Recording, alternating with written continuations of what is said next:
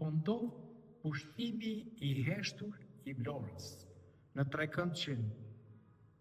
Derdhja e Vjosës, Sazan dhe Pylli i Sodës.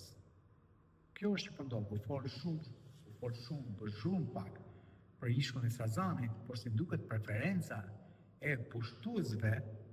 po i quajmë kështu, ishte pikërisht Bregdeti Maramendës, më i bukur i mesdhe ndoshta, me tunat që kanë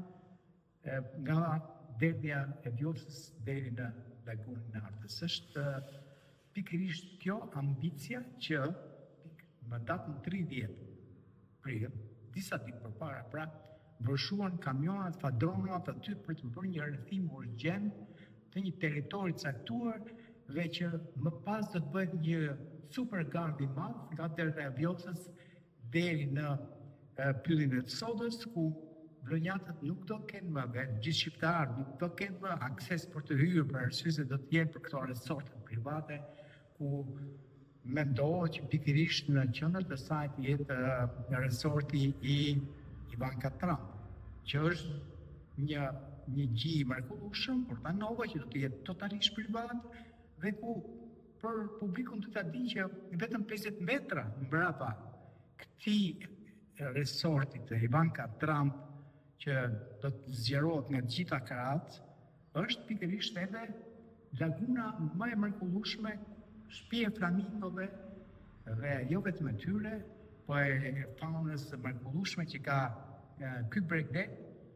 ku janë 30% e specieve të gjithë Shqipërisë pikërisht në këtë hapësirë. Natyrisht kjo është njëra anë e pushtimit. Ana tjetër vjen nga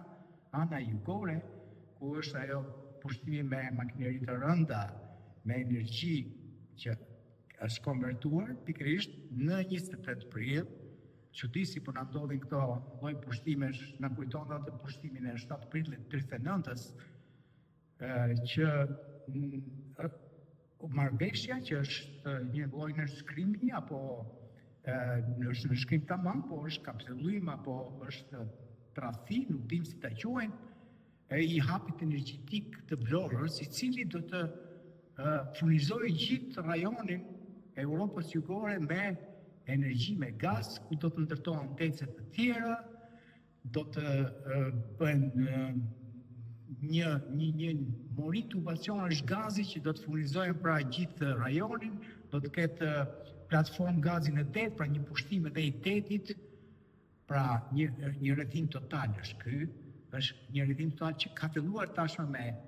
tecin lundrues në Vlorë, që ka pushtuar një hapësirë aty, edhe që do të ngelet aty, se kështu është bërë marrëveshja. Është teci i famshëm i Vlorës që ka kohë që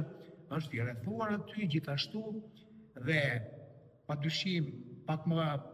në lindje është Petroliferi që ka 10 hektar, tashmë të rrethuar për 99 vjet. Pra, jemi para një pushtimi de facto të Vlorës, të kësaj hapësire të mrekullueshme të Vlorës, dhe Vlora si nget vetëm lungomarrja. Kjo është edhe pak sarkastike,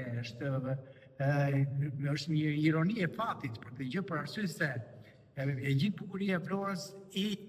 takon të tjerëve tashmë, jo vlonjatëve, jo shqiptarëve. Dhe natyrisht që mendoj që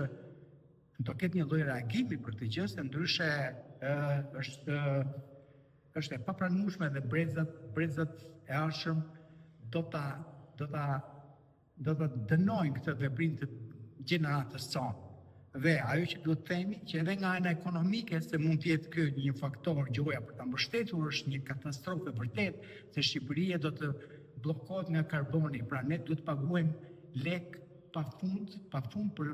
dekada të tëra për çështjen e karbonit që ne nuk na duhet, dhe që na imponohet që ta marrim. Kaq.